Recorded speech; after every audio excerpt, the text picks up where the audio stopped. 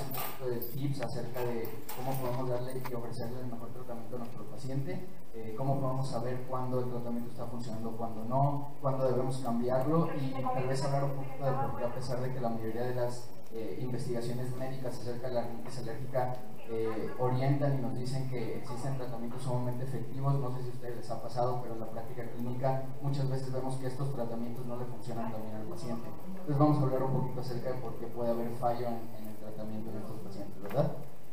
Entonces,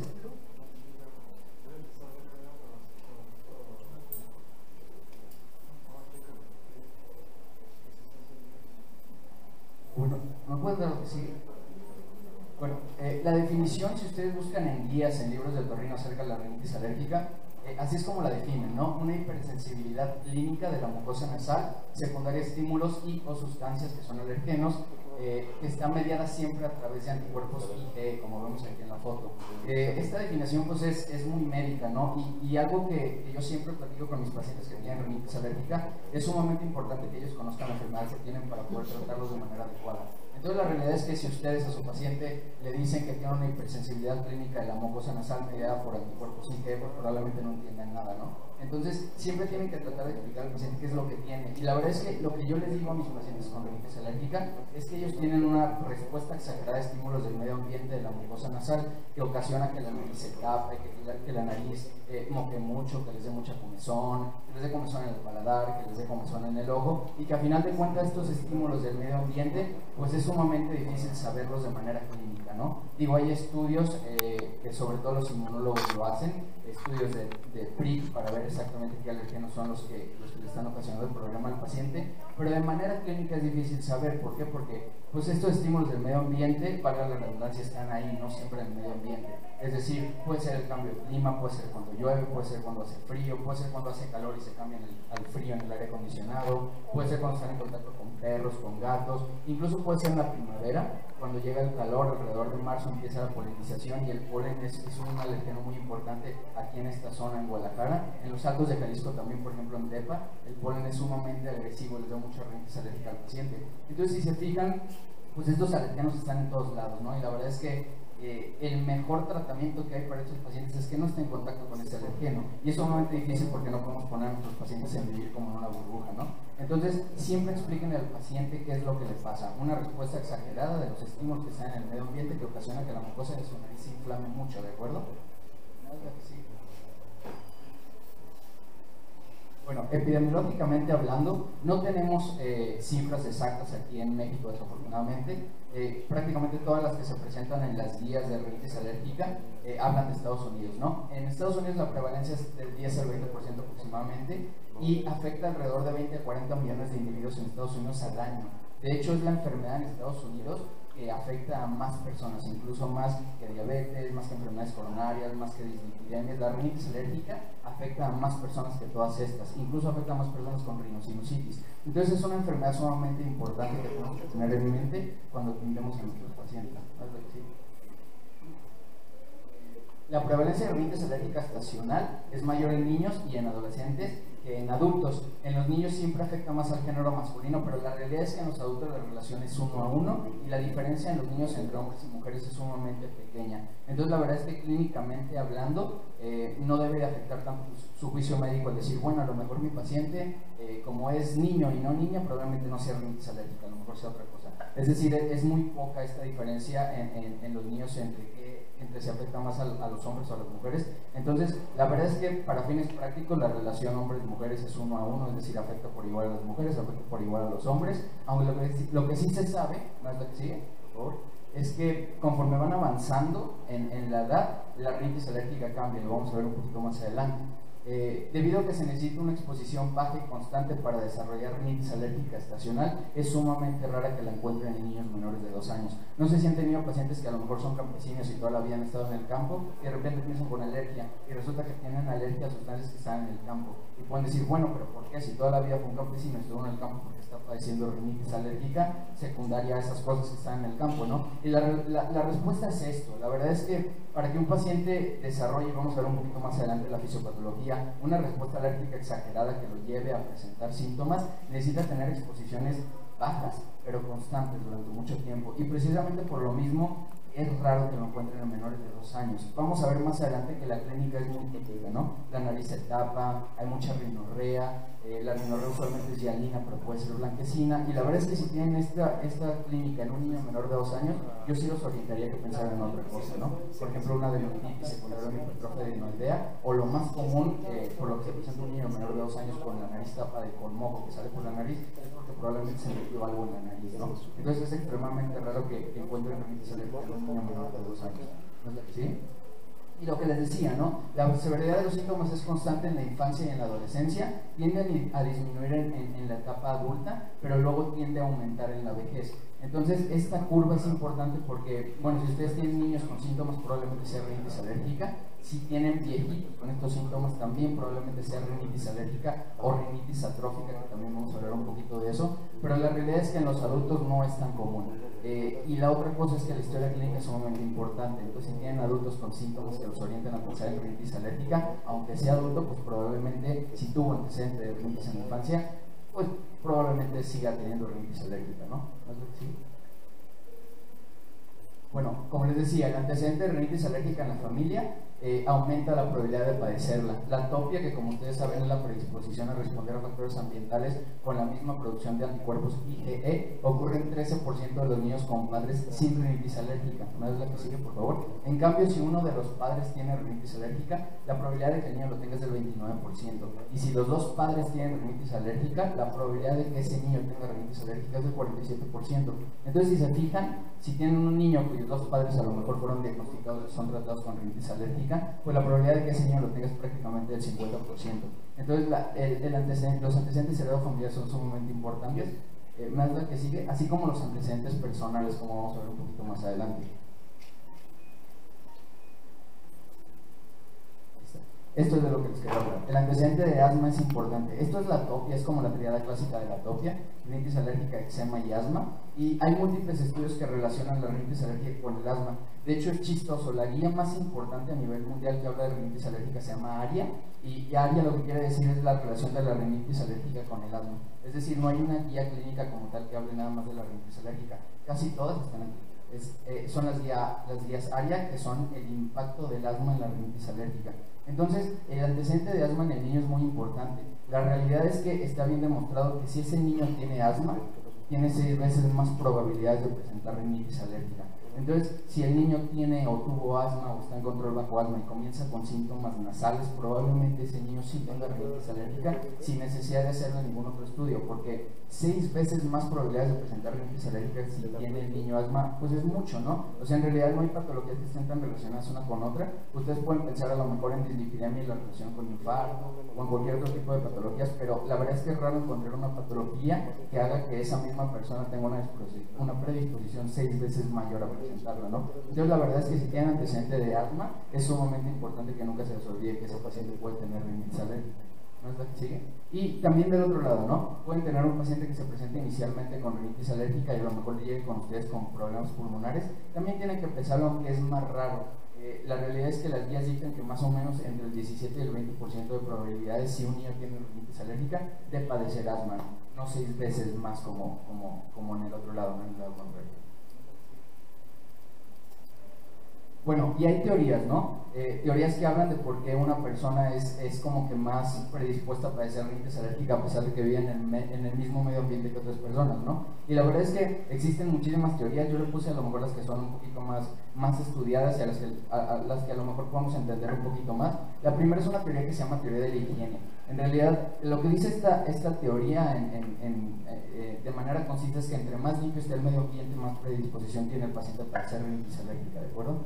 Y habla de esto, ¿no? O sea, se sabe que desde 1970 ha habido un aumento en enfermedades autoinmunes y alérgicas en países desarrollados. La palabra clave ahí es países desarrollados, son los que están estudiados. Entonces, está bien descrito que a partir de 1970 ha habido un aumento de enfermedades autoinmunes como enfermedad de Crohn, por ejemplo, o diabetes mellitus insulino dependiente. Y también ha habido un aumento de enfermedades alérgicas, sobre todo esas 3 que les dije: rinitis alérgica, asma y eczema.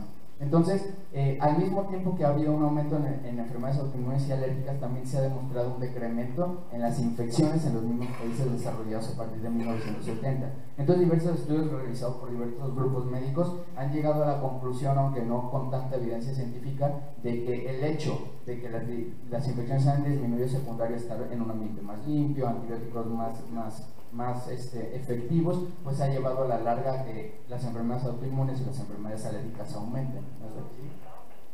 La distribución geográfica es otra de las teorías importantes. Se sabe que si vamos de norte a sur en un mapa o de sur a norte, conforme nos acercamos a la línea media del Ecuador, la probabilidad de rinitis alérgica disminuye. Es decir, en países que tienen un clima más cálido, en donde las infecciones, por ejemplo, son más frecuentes por aumento de la temperatura, o en países que no están desarrollados, en el cual hay muchas infecciones, hay muy poca higiene, la presencia de rinitis alérgica es mucho menor que en pacientes que están, por ejemplo, más al norte. Países más fríos, más desarrollados, o a lo mejor con una tasa menor de infección secundaria, un buen sistema de salud y antibióticos como que más efectivos, ¿no? Más lo que sí. Bueno, y la otra teoría es la teoría de la familia. Actualmente la familia, usualmente ven una foto de una familia y ven esto, ¿no? O sea, los padres y a lo mejor un hijo, único hijo, o a lo mejor un hermano, bien cuidado porque es el único que tiene, entonces toda la atención recae sobre él, no lo llevan a guardería, lo limpian todo el día, lo cambian de ropa como 8 veces al día. Y la verdad es que se ha demostrado, un grupo de médicos liderados por un doctor que se llama Strachan, demostró que la probabilidad de padecer rinitis alérgica es inversamente proporcional al número de hermanos. Es decir, a más hermanos, menos probabilidad de rinitis alérgica, y a menos hermanos, más probabilidad de rinitis alérgica. ¿No es la que sigue? En cambio vemos las fotos de antes, ¿no? Esa era la familia de antes. Si se fijan, son como, pues no sé, 20 niños ahí, ¿no? Entonces definitivamente al que le tocó nacer como en el número 15, pues ya ni le hacen caso y ponte la ropa del hermano y trae lo mismo puesto desde hace 3 días, ¿no? Entonces estos niños, la verdad es que es raro que padezcan rinitis alérgica. Y esta teoría es probablemente la que está más demostrada al momento. ¿Por qué? Porque se ha hecho relación con las guarderías, por ejemplo. Aquellos niños que van a guarderías tienen menos probabilidad de padecer rinitis alérgica, pero ojo, tienen más probabilidad de padecer infecciones. Y todos ustedes lo han visto. De sus niños que van a guarderías, acá ratito titis media, supurativa, faringomigdalitis, rinosinusitis, adenoiditis. Entonces, bueno, la verdad es que es difícil, ¿no? Es difícil que uno como médico a lo mejor le digan a la familia, pues empiece a llevarlo a guardería de niño porque no le va a dar rinitis alérgica. Pues a lo mejor no, pero más de todo lo demás, ¿no? Más de sí. Bueno, otra cosa importante, hay un grupo de médicos que estudian esto en Estados Unidos, OMBI y colaboradores. Ellos demostraron algo muy importante.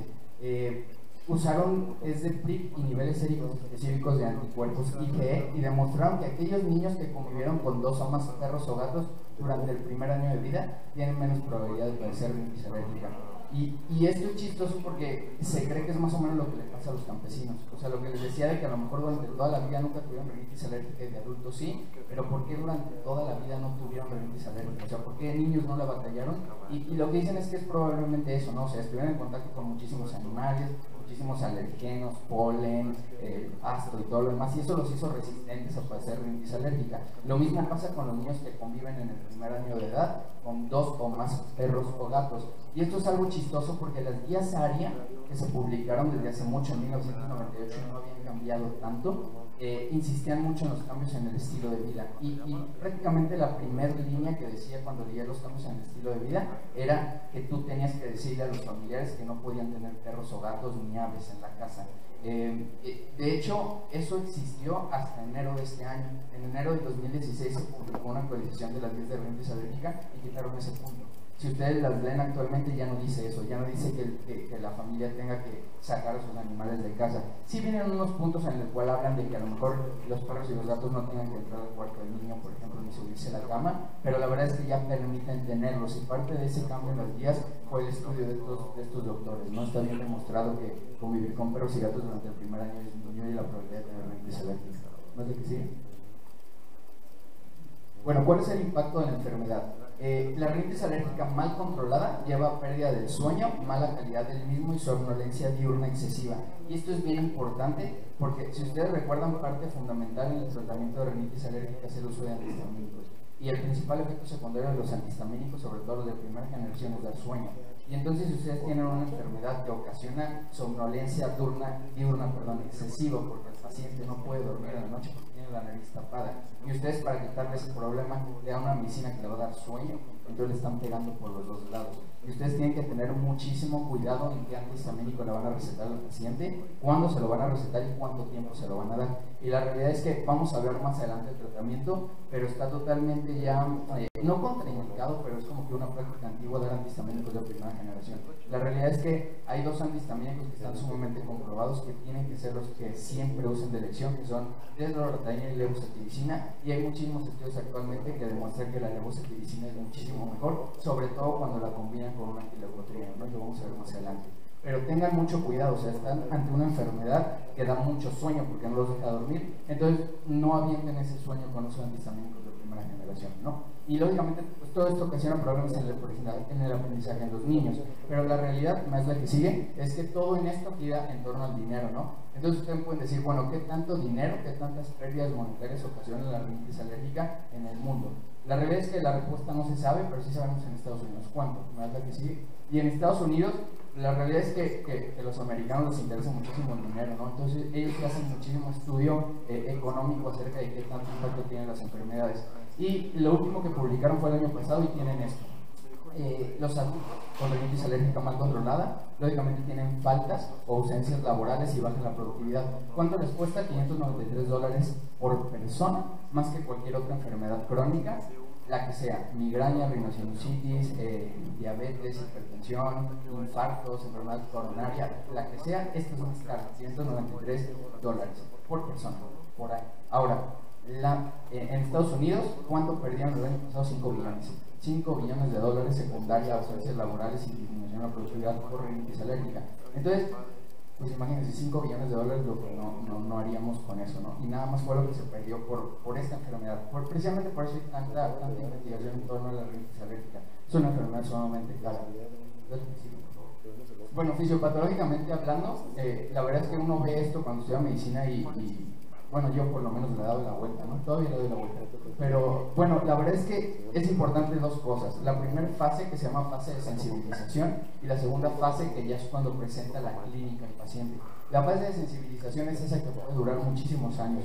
Es decir, el paciente expuesto a alergenos en concentraciones pequeñas a lo largo de 20 o 30 años de su vida, ¿no? ¿Qué es lo que pasa? El alergeno entra, una célula presentadora de antígeno lo reconoce y a través de interleucina 4 y CD4 se lo presenta una célula T y luego una célula B, la célula B a una célula plasmática que produce anticuerpos, ¿no? Específicamente anticuerpos del tipo de la IgE. Eso es en la fase de la sensibilización. Y en la fase 2, que es cuando ya da la manifestación clínica, lo que sucede es que llega el alergeno y si se fijan inmediatamente ya es reconocido por un antígeno, por un anticuerpo IgE. Aquí en un inicio el alergeno llegaba, tiene que pasar por todo este camino para que al final se produciera este anticuerpo IgE. Aquí no, aquí el alergeno entra y es sumamente o rápidamente reconocido por este anticuerpo IgE que se produjo durante la primera fase de sensibilización, y eso, este reconocimiento del anticuerpo IgE del alergeno hace que la célula, sobre todo estas células mastocitos, liberen mediadores, ¿no? Estos mediadores son principalmente 4: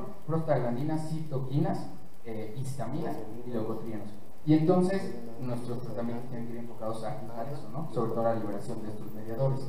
No nada más liberan mediadores, también ocasionan infiltración celular, porque hay células por todas las células de la inflamación, eosinófilos, basófilos, monocitos, linfocitos, que a la larga pueden llevar a que el paciente tenga complicaciones y daños irreversibles secundarios en la enfermedad, por ejemplo, rinosinusitis crónica de difícil control, que puede llevar incluso al paciente al quirófano y que de todas maneras no se cura. ¿Por qué? Porque tuvo 30 años con una inflamación constante secundaria a una exposición al alergeno por rinitis alérgica, y la liberación de los mediadores que ya les dije, citocinas, prostaglandinas, leucotrienos e histaminas, son los que nos dan los síntomas. ¿Por qué? Porque todo sobre los nervios, las glándulas y los vasos sanguíneos, originando los síntomas que ya conocemos de rinitis alérgica y que vamos a ver más adelante. ¿Más bien? ¿Sí? Estos son los síntomas de rinitis alérgica, ¿no? Los principales son estos que les puse aquí. Estornudos. Los estornudos son estornudos en salva, es decir, sus pacientes, ustedes orientan el interrogatorio a eso. Estornuda en la mañana cuando se despierta, por ejemplo, cuando sábana o la colcha, y si la respuesta es sí, traten de obtener respuestas orientadas a estornudos en salva. Es decir, no nada más que estornude una vez el paciente, sino que estornude y estornude y estornude y estornude y no lo pueda controlar. Esos estornudos en salva son cruciales y son una parte muy importante en el interrogatorio para llegar al diagnóstico de rinitis alérgica.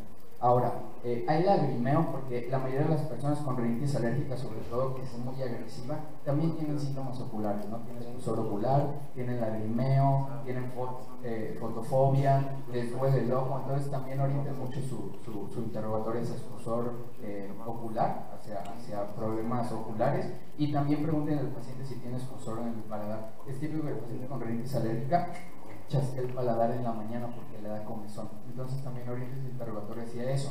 Ahora, la rinorrea es sumamente importante. ¿Por qué la rinorrea es sumamente importante? Porque si bien es de los principales síntomas de rinitis alérgica, también no es la única enfermedad que lo ocasiona, ¿no? Entonces ustedes orienten su exploración física a descubrir la rinorrea y a describir la rinorrea. Es decir, la rinorrea es así, es solamente agua, pues probablemente sea una rinitis alérgica, pero que si el paciente se cayó ayer, a lo mejor tiene una fístula de esofagorraquídeo y también se ve así. Lógicamente la historia clínica va a ser diferente, ¿no? Pero siempre tengan en mente diagnósticos diferenciales. Ahora, si la rinorrea, por ejemplo, es verdosa, pues a lo mejor están ya ante algo más infeccioso, ¿no?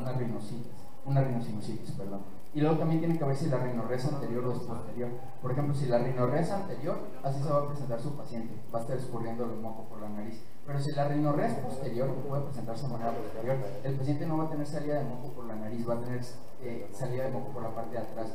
Va a caer ese moco por el paladar, por la pared faríngea posterior, y va a gotear sobre la laringe. Entonces el síntoma que va a presentar el paciente es tos secundaria a rinorrea posterior, más que escurrimiento nasal. Entonces también, si ustedes están ante un paciente que está sospechando rinitis alérgica, pero no tiene rinorrea y tiene tos, probablemente sí sea rinitis alérgica, no es que esté infectado ni necesite alguna otra cosa, nada más que el moco le está goteando la laringe y la laringe está tosiendo para protegerse, ¿no? Y lo último es esto, la obstrucción nasal, ¿no es la que sigue? La obstrucción nasal es sumamente importante porque forman parte crucial de los síntomas de rinitis alérgica, y la verdad es que son pocos los tratamientos que pueden solucionar eso. Por ejemplo, los antihistamínicos, los antileucotrienos, los antihistamínicos tanto tópicos como tomados, y los descongestivos tanto orales, no mejoran la obstrucción nasal. Esa es la realidad. Si ustedes quieren mejorar la obstrucción nasal, no tienen que escoger ninguno de estos tratamientos. O le dan un descongestivo tópico, como por ejemplo oximetazolina, el Alfrin, pero tienen que tener mucho cuidado con eso. O le dan un esteroide tópico, que la realidad es el tratamiento de elección, lo vamos a ver más adelante. Pero la obstrucción nasal es importante también, ¿por qué? Porque tiene muchísimos diagnósticos diferenciales. Si ustedes se fijan, la rinitis alérgica es una de esas, pero existe la rinitis no alérgica. Y la rinitis no alérgica se divide en una enfermedad que se llama NARES, que es rinitis no alérgica asociada a eosinofilia, que es diferente a la rinitis alérgica. Y luego existe la rinitis atrófica, existe la rinitis hormonal, la rinitis medicamentosa, la rinitis asociada al ejercicio. ¿Qué es lo bueno de todo esto? Que al final de cuentas el tratamiento es el mismo, pero de todas maneras tengan en mente que existen otras cosas que dan obstrucción nasal. Ahora, rinitis infecciosa, rinitis granulomatosas también. Si ustedes, por ejemplo, sospechan de que su paciente tiene a lo mejor perforado el septum, o tiene unas fotos en el septum que no les gusta, pues puede ser enfermedad de Wegener, ¿no? Rinitis medicamentosa, como ya les dije, el Alfrin, la rinitis medicamentosa. ¿Qué es lo que pasa? Que descongestiona la nariz por acción alfa-adrenérgica, ocasiona vasoconstricción, pero cada vez menos, entonces la dosis tiene que ser cada vez mayor, hasta el punto en el que a dosis muy altas de todas maneras no descongestiona, y el paciente se lo sigue poniendo, y por vasoconstricción continua genera poliposis nasosinusal. Entonces la rinitis medicamentosa es muy importante. Y la obstrucción mecánica, ¿no? Sobre todo en sus niños. Los niños se meten cosas a la nariz. Entonces también, si tienen rinorrea, piensen que puede hacer eso. Y si no, pues a lo mejor es el tabique chueco, o los cornetes grandes secundarios a otra cosa. Por ejemplo, una concha bulosa, que es cuando tienen aire adentro del cornete. Y lógicamente, pues nunca se les olvida las neoplásicas, ¿no? Que desgraciadamente existen. Cosas benignas como poliposis nasosinusal, pólipos androcoanales, o a lo mejor tumores vasculares como del tipo de nasoangiofibroma, pero también cosas malas, ¿no? Epidermoide, adenocarcinoma y todo lo demás. ¿No es que sí? Entonces siempre piensen en diagnósticos diferenciales. Y lo último es esto. El paciente puede presentarse con, o más bien sin ningún otro síntoma más que esto, ronca y no duerme bien. Entonces, el ronquido es otra cosa, o sea, la apnea del sueño es una patología totalmente diferente que probablemente se pueda hacer hasta un congreso nada más de apnea del sueño, pero el paciente con rinitis alérgica puede presentarse nada más por esto, porque ronca y no duerme bien. puede no tener rinorrea, puede no tener obstrucción nasal, puede no tener estornudos en salva, ni escozor, ni nada más que roncar. Y ustedes tienen que tener en mente eso porque la exploración física les va a ayudar, ¿no? Como ya les dije, los antecedentes heredados familiares son sumamente importantes. Y la otra es esta: los pacientes muchas veces se presentan sin ningún otro síntoma más que problemas de oído. Les duele el oído, no escuchan bien, o por ejemplo pasan saliva y chasca, como si tuviera una bolsa de papitas en el oído. Entonces acuérdense que la trompa de Eustaquio, que es el tubo que comunica la nariz con el oído, se encarga de llevarle aire al oído medio. Un oído sano es un oído que está lleno de aire, y la única manera que el aire entre al oído es a través de la nariz, porque si entra por aquí pues rebota contra la alveolar timpánica. Entonces, si tienen hipertrofia de los cornetes por rinitis alérgica, no va a vigilar bien el oído y el oído se va a llenar de moco, y eso se llama otitis media serosa. La otitis media serosa da dolor, da hipoacusia y da chasquido cuando el paciente activa el músculo que abre y cierra la trompa de Eustaquio, por ejemplo cuando pasa saliva. Entonces puede que ese sea el único síntoma de su paciente, que a lo mejor la mamá les diga: es que a mi niño le sube mucho a la tele, como que no me escucha bien, le estoy teniendo que gritar mucho. Piensen en que probablemente pueda tener rinitis alérgica porque el oído está lleno de moco. Bueno, entonces el diagnóstico, ¿tiene que ser clínico o tiene que ser paraclínico? La verdad es que yo nunca mando a hacer estudios para rinitis alérgica, les voy a ser bien francos. En mi práctica clínica, nunca, ni una vez. ¿Por qué? Porque los dos estudios paraclínicos que más sirven para rinitis alérgica son el test de PRIC, es decir, darle piquetes con alergenos específicos al paciente y ver cuál hace roncha y cuál no, y si hace roncha pues eres alérgico a eso. Y la otra son niveles séricos específicos de IgE o un barrido del moco nasal en búsqueda de eosinófilos. Tienen mucha falla y aparte no les ayuda tanto como la clínica para saber si su paciente tiene rinitis alérgica o no. Entonces, no estoy diciendo que sean malos, nada más que yo, como soy otorrino, la realidad es que cuando tengo un paciente con rinitis alérgica, pues le quiero dar tratamiento ahí. Y la realidad es que, por ejemplo, el test de PRIC se usa más por el inmunólogo, porque el test de PRIC le va a llevar a darle el tratamiento. Es decir, si resulta que es alérgico al roble, pues le va a inyectar roble durante 1 o 2 años, y ese va a ser el tratamiento del paciente. Pero yo no lo voy a hacer. O sea, yo, si clínicamente sospecho que mi paciente tiene rinitis alérgica, pues no quiero comprobar o asegurar mandándolo a que le den 300 piquetes que me va a decir que es alérgico al roble, si de todas maneras no le voy a dar nada para que deje de ser alérgico al roble, ¿saben? Entonces la realidad es que yo en mi práctica clínica no lo hago. Siempre les doy chance a mis pacientes 1 o 2 meses que respondan, y ahorita vamos a hablar de eso. Y si no responden, entonces sí los mando con el inmunólogo, que sí les va a hacer la inmunoterapia. Porque no me malinterpreten, al final de cuentas, y ahorita lo vamos a ver, la inmunoterapia es el mejor tratamiento que existe para las rinitis alérgicas, aunque no sea el que se indica de primera intención. Y eso es importante, porque en la mayoría de las enfermedades ustedes tienen un tratamiento de oro, un tratamiento de elección, porque ese es el que tienen que usar. Aquí no. O sea, la mayoría, no la mayoría, todos los estudios demuestran que la inmunoterapia es el mejor, pero ninguna guía incita a que tú le des inmunoterapia al paciente de primera elección. Siempre da la oportunidad con otras cosas antes de mandar la inmunoterapia. Entonces la realidad es que yo siempre los diagnostico de manera clínica con la que ya vimos, ¿no? Esto no se ensalva, rinorrea, hialina o acosa, ya sea anterior o posterior, obstrucción nasal, escozor en el paladar, escozor en el ojo, ronquido, antecedentes heredados familiares y chasquido, ¿no?, en el oído. Y lógicamente la exploración física es importante. Lo único que van a encontrar son cornetes grandes y pálidos. La realidad es que no hay otra cosa que ustedes tengan que buscar en una rinitis alérgica, ¿no? Cornetes grandes y pálidos y un montón de moco transparente ahí adentro, más los síntomas y la historia clínica de lo que ya hablamos, pues es un diagnóstico de rinitis alérgica hasta demostrar lo contrario. ¿No es la que sí? Y entonces tenemos que clasificar al paciente. Y aquí sí les voy a insistir mucho, porque todas las clasificaciones que existen en medicina están orientadas, o bueno, casi todas están orientadas a darle el tratamiento al paciente. Entonces, ustedes, como vamos a ver más adelante, tienen una gama impresionante de medicamentos que pueden usar para tratarla. Tienen un montón de descongestivos tópicos orales, un montón de antihistamínicos, un montón de esteroides nasales, antileucotrienos no hay tantos, hay uno nada más aquí en México, pero tienen muchas opciones y tienen muchas combinaciones entre una y otra. Entonces, ¿cómo van a decidir cuál darle a su paciente? Pues dependiendo de qué clasificación la tengan. Y les quiero hablar primero de esta, porque esta ya no se usa. Es una clasificación que se usó durante muchísimos años. Siempre hablaban de estacional, perenne y episódica. La estacional, como su nombre lo dice, es aquella rinitis alérgica que se despertaba con los cambios de estación, del frío al calor, o cuando llegaba la primavera, o cuando empezaban las lluvias. Y luego la perenne es aquella que se presentaba durante más de 2 horas al día, durante más de 9 meses al año. Entonces, pues era difícil, ¿no? Y la episódica es aquella que se presenta con ciertas cosas específicas. Por ejemplo, alguien que entra a la casa de un vecino y el vecino tiene un gato y en cuanto entra empieza a estornudar. Es decir, sale pues, a lo mejor al pelo, a la orina o a la saliva del gato.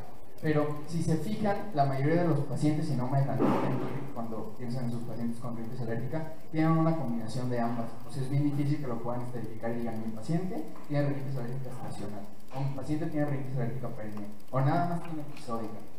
Son pocos los que se pueden como que clasificar en una en específico, ¿no? Y por eso la cambiaron. En la guía ARIA hicieron una nueva clasificación, ¿verdad? Sí. Y esta nueva clasificación ayuda muchísimo a darle tratamiento. ¿Por qué? Porque la clasifica en leve intermitente, moderada grave intermitente, leve persistente o moderada grave persistente. Y se fijan aquí abajo, y esta diapositiva lo voy a estar pasando cada ratito, aquí abajo viene qué es lo que ustedes le pueden dar y qué es lo que no le pueden dar. Si se fijan, la inmunoterapia viene hasta abajo, bien chiquita. ¿Por qué nada más pacientes, algunos con leve persistente y todos, o prácticamente todos con moderada grave persistente? Pero fíjense la otra cosa, todos los que están arriba llegan hasta allá. ¿Se fijan? Es decir, si ustedes tienen un paciente con moderada grave persistente, todos está indicado darles todo. Y acá abajo pues está la inmunoterapia, pero hasta abajo, a pesar de que es el tratamiento de elección para rinitis alérgica. Y a lo mejor ustedes lo ven y dicen, no, pues nunca me voy a aprender eso, pero es bien fácil. La verdad es que si lo analizan a conciencia es bien fácil. Fíjense, leve y moderada o grave es si tiene síntomas o no tiene síntomas. Es decir, si su paciente tiene rinitis alérgica, pero no le afecta el sueño, no le afecta las actividades diarias, no le afecta el trabajo o la escuela, o tiene síntomas pero no los tiene todo el día, síntomas presentes pero no molestos, entonces es leve. Entonces nada más preguntan a su paciente, oye, ¿te quita el sueño? Pues no. Oye, ¿te duermes cuando vas manejando, por ejemplo? Pues no, en realidad no. ¿Te duermes en clase? Pues no. Pues es leve, ¿no? Así de fácil. En cambio, si hay alguna respuesta de sí, pues ya no, ya es moderado o grave, ¿de acuerdo? Porque nada más necesitan uno de esos para clasificar un moderado o grave. Les quita el sueño, pues ya es moderado o grave. Se duerme en la escuela, ya es moderado o grave. El síntoma le molesta porque todo el día le escurre moco y está, por ejemplo, en una junta de trabajo, ustedes dando consulta y les está escurriendo el moco, pues ya les afecta a ustedes, entonces ya es moderado o grave, ¿de acuerdo? Y la otra a lo mejor está un poquito más difícil. Intermitente es que tenga síntomas menos de 4 días a la semana o menos de 4 semanas consecutivas. Por ejemplo, si tiene síntomas de lunes a jueves, pero nada más le dura 2 semanas, cuando a lo mejor llega la lluvia o cualquier cosa, pues entonces es intermitente. Si tiene síntomas, pues es intermitente moderado grave, y si no, es intermitente leve. Y la persistente es lo contrario, más de 4 días a la semana o más de 4 semanas consecutivas. Y entonces es bien rápido, o sea, con un interrogatorio a lo mejor de 1 minuto ya saben si es intermitente leve o moderado grave o persistente leve o cualquiera de las combinaciones posibles, ¿no? Y entonces se acuerdan de esta tabla y pues ya pueden llegar a darle tratamiento al paciente. ¿No es lo que sí?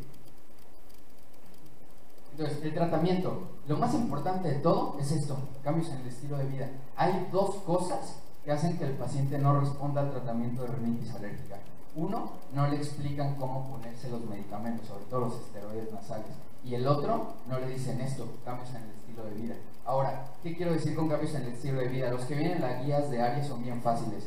En su cuarto, sobre todo, casi todos los cambios en el estilo de vida son en el cuarto, ¿no? No cojines, no peluches, no alfombras. Eso es bien importante. No pueden tener cojines, no pueden tener peluches, no pueden tener alfombras porque eso tiene mucho polvo y ácaro y eso da mucha alergia. Entonces, pues no les digan que los tiren, pero a lo mejor que los guarden en una bolsa de plástico de basura en el closet y les den a ustedes oportunidad 2 o 3 meses de darles el tratamiento. Después de 2 o 3 meses que se sientan bien, ellos no van a querer regresar los que tienen los peluches ni las alfombras. Entonces, denle oportunidad, pero díganle al paciente. No cojines, no peluches, no alfombras. Luego, tienen que sacudir todos los días antes de acostarse al cuarto. A lo mejor no a conciencia, pero sí todos los días tienen que sacudir el cuarto antes de acostarse. Y a conciencia, por lo menos 2 a 3 veces por semana. Yo les digo, sacude así como si fuera ir a suegra todos los días antes de acostarte, pero sí agarra 2 días en el que tienes que sacudir muy bien tu cuarto. Porque el tercer cambio en el estilo de vida es que tiene que mantener la ventana abierta durante todo el día. Eso dicen las guías de ARIA. ¿Por qué? Porque una ventana abierta lleva un cuarto ventilado y un cuarto ventilado lleva un cuarto sin humedad. Y la humedad del moho da mucha alergia. Pero si tienen la ventana abierta todo el día, se va a llenar de polvo el cuarto. Por eso tienen que sacudir todos los días antes de acostarse. Ahora, la otra es que tienen que cerrar la ventana en la noche, ¿de acuerdo? ¿Por qué? Porque si duermen con la ventana abierta en la noche, va a entrar polvo durante la noche y eso les va a dar alergia en la noche y no se van a dar cuenta ellos. Entonces a lo mejor es un paciente que llega nada más por terror, ejemplo. Entonces acuérdense, ventana abierta durante el día para que no haya humedad, pero cerrada en la noche, y por lo tanto sacudir todos los días antes de acostarse. Ahora, tienen que lavar la ropa de cama o cambiarla por lo menos 2 a 3 veces por semana, cambiar la cama, la sábana que cubre el colchón, la sábana con la que se tapan y la funda de la almohada, y tienen que cambiar la almohada por una hipoalergénica por lo menos cada 6 meses. ¿De acuerdo? Eso es bien importante. Si su paciente no cambia su almohada cada 6 meses por una hipoalergénica, probablemente no responda muy bien. La otra es que no tengan plantas en el cuarto. Pueden tener plantas así como falsas de plástico, pero no plantas de verdad. Y que los animales que tengan en casa no entren al cuarto y no se suban a la cama. Y el último es que no fumen el paciente. La realidad es que estos son cambios en el estilo de vida que yo siempre les digo a mis familiares, lo tienen que hacer toda la familia por el antecedente de heredo familiar tan importante de la rinitis alérgica, y lo tienen que hacer de por vida, independientemente de que sigan con el tratamiento que ustedes les den o no, no pueden dejar de hacer eso. La realidad es que si ustedes le dan un buen tratamiento por 2 a 3 meses, la mayoría de los pacientes se controlan, y el periodo que va a tardar en regresar el síntoma depende de qué también hagan esto. Si esto hace muy bien, va a pasar mucho tiempo que ustedes le tengan que volver a dar medicamento. Si no lo hace tan bien, a las 2 semanas ya lo van a tener ahí otra vez, a pesar de haberle dado tratamiento como 2 o 3 meses seguidos. Entonces, esto es bien importante. Entonces, venimos con esto otra vez, dame la que sigue. Vamos a hablar primero de descongestivos tópicos u orales. Voy a empezar con los orales. No tenemos muchas opciones, fenilefrina o derivados de la pseudoefedrina. En el 2007 sí surgió un metaanálisis que demostró que creen no mejoría objetiva ni subjetiva en la obstrucción nasal. Es decir, si ustedes le dan un descongestivo derivado de la pseudoefedrina o de la fenilefrina, muchos medicamentos lo tienen, no va a haber una mejoría. Y es un metaanálisis. Un metaanálisis es un estudio que analiza el resultado de muchos estudios. Entonces, es muy buen nivel de evidencia, ¿no? No hay mejoría clínica, es decir, objetiva ni subjetiva, ni lo que ve el médico ni lo que el paciente dice que siente en la obstrucción nasal. Entonces, la realidad es que yo no los uso. Y después venimos a los descongestivos tópicos. Estos son extremadamente buenos, sobre todo los derivados de la imidazolina, como la oximetazolina. El nombre comercial es Aferin, es lo más común. ¿Por qué son muy buenos? Porque son extremadamente rápidos, son alfa-adrenérgicos, es decir, causan vasoconstricción a nivel local en cuanto se lo ponen, y eso se traduce en que el cornete se hace chiquito, y al hacerse chiquito pues respiran muchísimo mejor. De hecho, ustedes se lo han puesto, más de algunos lo hemos usado, no se pone a frío cuando tienen un ataque de rinitis alérgica y se destapan la nariz en cuestión de segundos. Ahora, ¿qué es lo malo de la rinitis medicamentosa? Entonces no lo pueden usar más de 3 días. La dosis máxima es 2 disparos en cada fosa nasal cada 8 horas por 3 días.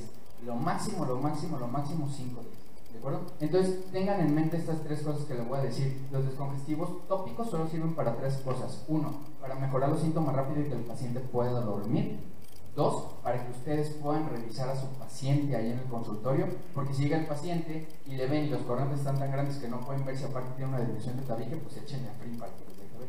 Entonces esa es la segunda, úsenlo para que ustedes puedan revisar al paciente. Y la tercera, úsenlo los primeros 3 a 5 días para que el esteroide tópico llegue mejor. Si el esteroide tópico ustedes lo echan, shot contra el cornete grande y de ahí se sale, no va a servir. Entonces póngale Afrin para que después se ponga el esteroide y el esteroide llegue a todo el cornete y tenga una buena acción. Entonces la realidad es que esas son las 3 cosas: para que el paciente duerma, para que ustedes lo revisen y para que el esteroide tópico tenga mejor acción. ¿No es lo que sí? Entonces volvemos otra vez a la tabla. Si fijan, ya quitamos de aquí los descongestivos intranasales, ya hablamos de evitar alergenos irritantes, más la que sigue, y vamos a hablar un poquito de esteroides intranasales. Y aquí me voy a entretener un poco porque son el tratamiento de elección. ¿Qué es lo que han demostrado los estudios? Cuando te pones un esteroide intranasal, y hay muchos, fluticasona, mometasona, ciclesonida, budesonida, o sea, tienen de dónde escoger. Cuando ustedes se ponen un esteroide intranasal, está demostrado que no nada más disminuyen los síntomas a las 8 horas, que actúan muy rápido, sino que además disminuyen toda la cascada de respuesta que vimos en la tablita de fisiopatología, tanto la sensibilidad primaria como la secundaria. Y de la secundaria no nada más inhibe la liberación de todas las sustancias, es decir, no nada más inhibe que se libere histamina y que se libere citocinas, prostaglandinas y leucotrienos, también evita que migren a esa zona de eosinófilos, neutrófilos, basófilos, y entonces por lo tanto evita las complicaciones secundarias de la rinitis alérgica. ¿De acuerdo? Entonces los esteroides intranasales son muy buenos, son los más potentes y son la primera línea de tratamiento. ¿No es la que sigue?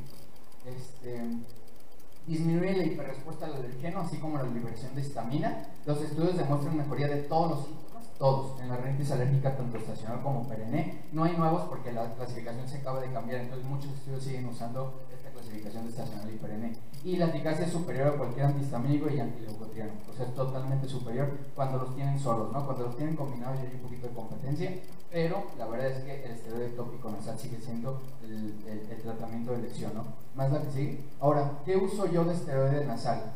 La realidad es que yo uso dos, siempre uso fluticasona o uso mometasona. Uso uno que se llama Itugre NS y uno uso que se llama Dirnelid. Les voy a decir por qué uso estos dos, porque fluticasona hay más en el mercado y mometasona hay más en el mercado, pero la realidad es que Itugre y Dirnelid, económicamente hablando, son los más baratos. Son exactamente igual de buenos que la competencia y no hay ningún estudio que diga que un esteroide nasal es mejor que otro. La realidad es que cuando los comparan uno contra otro, por ejemplo, fluticasona contra mometasona, no hay ningún estudio que diga que mometasona es mejor. O por ejemplo, mometasona contra budesonida o contra ciclosonida, no hay ningún estudio que diga que uno es mejor. Todos concluyen lo mismo. Todos los esteroides nasales son buenos y depende de cómo responde el paciente. Entonces la realidad es que yo prefiero darle a mi paciente un esteroide que le va a costar 200 pesos al mes que un esteroide que le va a costar 1000 pesos al mes, por ejemplo. ¿Por qué? Porque probablemente compre el de 200, ¿no? Y si el de 200 le sirve, pues le ahorro 800 pesos al mes. Entonces a lo mejor suena como que muy práctico esto que les estoy diciendo, pero no hay ningún estudio que compare que uno es mejor que otro. Entonces, pues denle uno que a lo mejor al paciente no le cueste tanto dinero comprarlo, ¿no? ¿Por qué? Porque es importante que se lo ponga. Es el tratamiento de elección. Entonces, si el dinero va a ser una parte importante que pues en este país tiene que ser y siempre es una parte importante, pues denle uno que su paciente pueda comprar, ¿no? La acción aparece 8 horas después, aunque la realidad es que el máximo efecto se ve después de una semana. Y aquí hay cosas importantes. ¿Cuándo es el tiempo ideal para comenzar a usarlo? Las guías son bien prácticas. De 1 a 1 mes de una semana a un mes antes de que comiencen los síntomas. Ahora, las guías son bien prácticas, pero la realidad clínica es bien difícil. ¿Cómo va a ser tu paciente cuando en una semana después o en un mes después va a empezar con síntomas? Pues la verdad es que es complicado. Entonces, por eso les repito, tienen que explicarle al paciente qué es lo que tiene y tienen que enseñarle cómo va a responder al tratamiento. Yo siempre les digo a mis pacientes, a partir de hoy, cuando salgas de mi consultorio, te vas a empezar a fijar en ciertas cosas. Por ejemplo, ¿cuándo aumentan tus síntomas? Por ejemplo, entras a tu casa y aumentan, o entras a tu cuarto y aumentan los síntomas, o sea, hay algo ahí que debes de cambiar, desde el detergente de las sábanas, por ejemplo, hasta alguna otra cosa.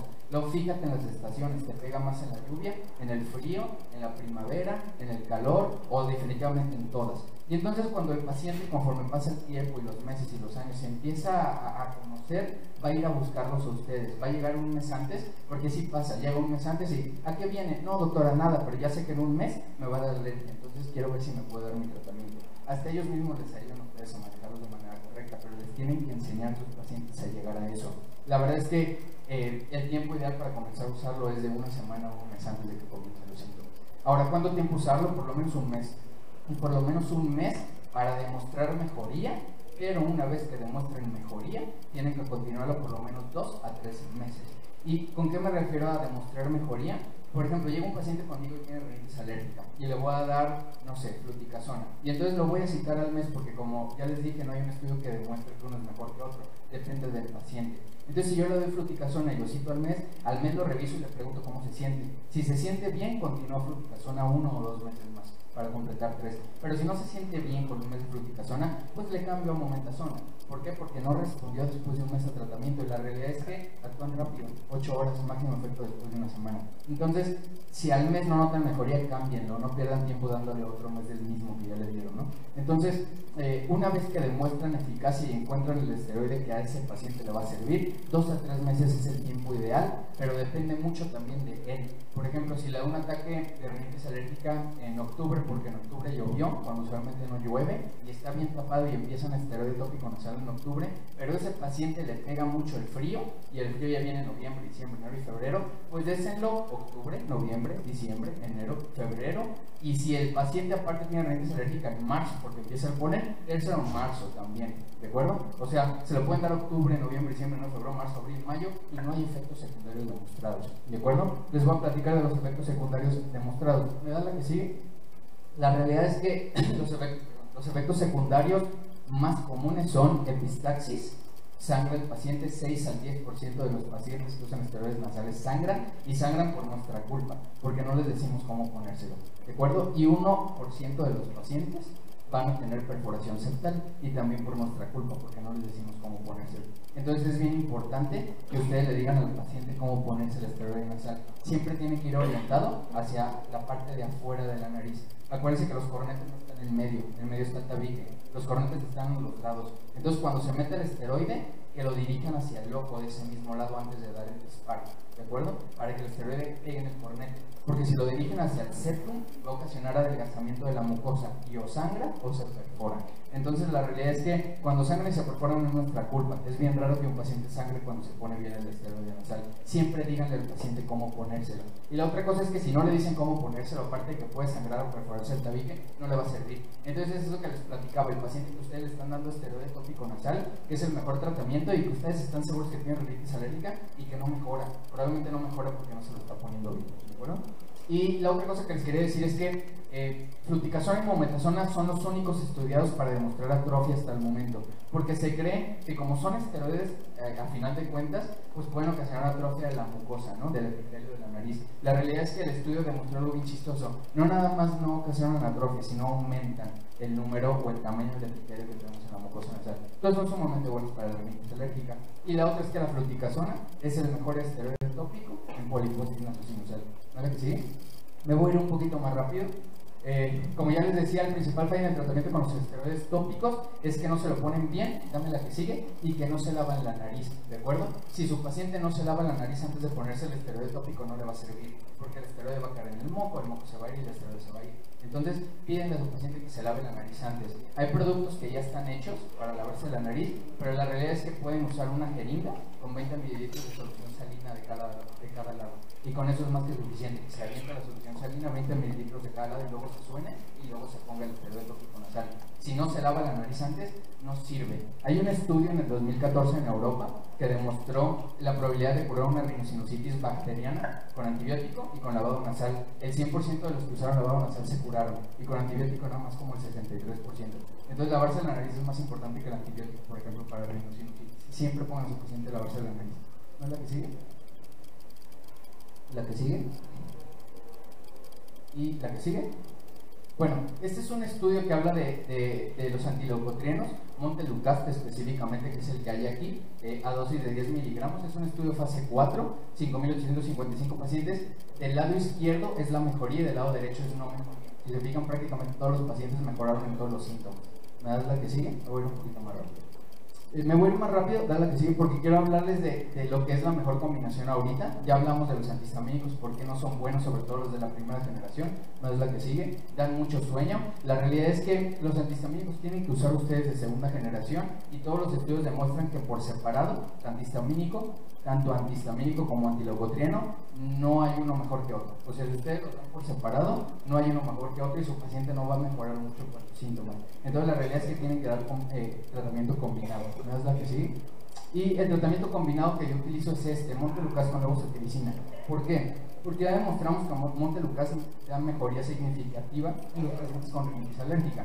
Y levocetiricina, de los antihistamínicos, es el que menos sueño da y el que tiene una dosis muy fácil, o sea, es una vez al día nada más. Y la realidad es que hay muchos estudios que comparan, dale que sigue, la combinación de montelukast con levocetiricina, la que sigue, por favor, con la combinación de, por ejemplo, montelukast con desloratadina o montelukast con loratadina. La realidad, ¿me puedes pasar a la siguiente? ¿La que sigue? ¿La que sigue? Aquí es nada más donde vemos el grado de sedación. Estos de aquí están totalmente prohibidos. Fíjense, clorfeniramina, diclorfenamina. Mediano grado, pues prácticamente no hay ninguno que usamos, tal vez es celestina. Pero de bajo grado de sedación, la levocetiricina es extremadamente buena, 5 miligramos al día nada más. ¿No es la que sigue? Y cuando combinamos montelukast con levocetiricina, pues hay un montón de estudios. Por ejemplo, montelukast con levocetiricina contra montelukast con desloratadina, fue un estudio fase 4 doble ciego aleatorizado, en el cual a final de cuentas combinaron montelukast solo, desloratadina sola, montelukast con desloratadina, montelukast con levocetiricina sola y luego placebo y placebo, porque a lo mejor decían, bueno, a lo mejor es placebo y ni sirve, ¿no? Pues a final de cuentas demostraron esto. Conforme pasa el día, el score de congestión nasal del paciente baja, y quien alcanzó un grado más bajo de congestión nasal fue la combinación de montelukast con levocetiricina. ¿No es la que sigue, por favor? Hay más estudios, dame la que sigue, pero en la realidad casi todos demuestran lo mismo. La combinación de montelukast con levocetiricina es la mejor de todas. Por ejemplo, levocetiricina más montelukast contra levocetiricina sola, nada más. La combinación mostró mejoría significativa de los síntomas nasales tanto diurnos como nocturnos. ¿No es la que sigue? Por ejemplo, de aquí, en el brazo 1, Montelukast 10 miligramos, o desloratadina, o ambos, o placebo. Y en el brazo 2, combinación, Montelukast o levocetirizina, o ambos, o placebo. Y el resultado fue con Montelukast en combinación con levocetirizina, mostró una mejoría gradual de los síntomas nasales. ¿A la que sigue? Tenemos otro estudio también, Montelukast o desloratadina o ambos o placebo contra Montelukast o levocetirizina o ambos o placebo. Y el tratamiento, ¿qué demostró? Que el tratamiento concomitante con Montelukast con levocetirizina o bien con desloratadina proporcionó beneficios adicionales en comparación a cada fármaco por separado. Pero la realidad es que si comparamos Montelukast levocetirizina contra Montelukast desloratadina, Montelukast levocetirizina tiene mejores resultados en los estudios. ¿No es la que sigue? Este es otro nada más que compara lo mismo, ¿no? La mejoría de los signos otoscópicos fue mejor en el grupo de terapia combinada. Estos pacientes tenían síntomas de otitis media serosa, pero el tratamiento combinado les mejoró sus síntomas más que la monoterapia. ¿No es la que sigue? Ya nada más me queda la conclusión. En realidad lo que les quería decir como conclusión, pues es que siempre tengan en mente la historia familiar, es sumamente importante. La historia clínica y los signos y síntomas son sumamente importantes en el paciente. Una vez que tengan diagnóstico de rinitis alérgica, clasifíquenlo para saber cuánto tiempo darle. No se les olvide cosas sumamente importantes: cambios en el estilo de vida o no se va a curar su paciente, lavados nasales o no se va a curar su paciente, y todos sus pacientes déjenlos con esteroide tópico nasal siempre. Si su paciente tiene mucho síntoma, entonces agréguenle Montelukast con levocetirizina. Y si el paciente tiene mucho problema de obstrucción nasal, los primeros 3 días apóyenlo con algún descongestivo tópico como oximetazoline. ¿Para qué? Para que el esteroide sirva más y para que pueda descansar bien esos 3 días, ¿de acuerdo? Pero a final de cuentas, el cambio en el estilo de vida, el lavado nasal, el esteroide tópico nasal y la combinación Montelukast levocetirizina probablemente les vayan a controlar, no el 100, pero la mayoría de sus pacientes con rinitis alérgica. Creo que es todo. Muchas gracias. Muchas gracias, doctor. Por favor, todos en lugar, porque vamos a continuar con la siguiente plática, debido a que el stand comercial se va a abrir a las 11. Entonces les pido por favor que continúen sentados 1 hora más o media hora. A nombre de Colegio Médico de Tlaquepaque, reciba una excelente participación y creo que no vale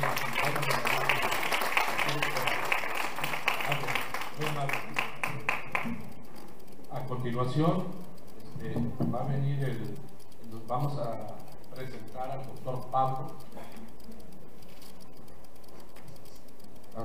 Pablo Gutiérrez. Nos va a hablar sobre vejiga hiperactiva. Él es egresado de la Universidad de San Luis Potosí, hizo la especialidad en el hospital